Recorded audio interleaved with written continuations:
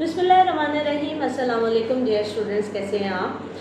आज हम पढ़ेंगे मिनिस्ट्रियल रिस्पॉन्सिबिलिटी के बारे में। और अक्सर हमें जलसों में, तकरीरों में और उसके साथ साथ जितने हमारे टॉक शोज़ हैं उसके अंदर ये बहुत ज़्यादा इस्तेमाल किया जाता है कि मिनिस्ट्रियल रिस्पॉन्सिबिलिटी किसी और तरह से, कि मिनिस्टर्स आर रिस्पॉन्सिबल और इनको किस तरीके से रिस्पॉन्सिबल हम ठहराएं।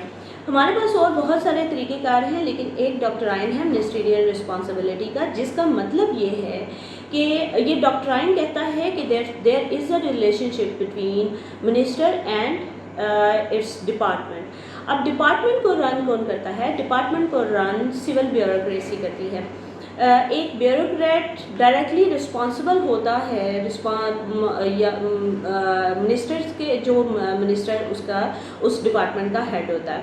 तो ये डॉक्ट्राइन दूसरी तरफ ये भी कहता है कि जितनी भी सिविल सर्विसेज हैं ये रिस्पॉन्सिबल होते हैं पब्लिक के, क्योंकि आपके जो नुमाइंदे हैं वो पब्लिक ने इलेक्ट किए होते हैं।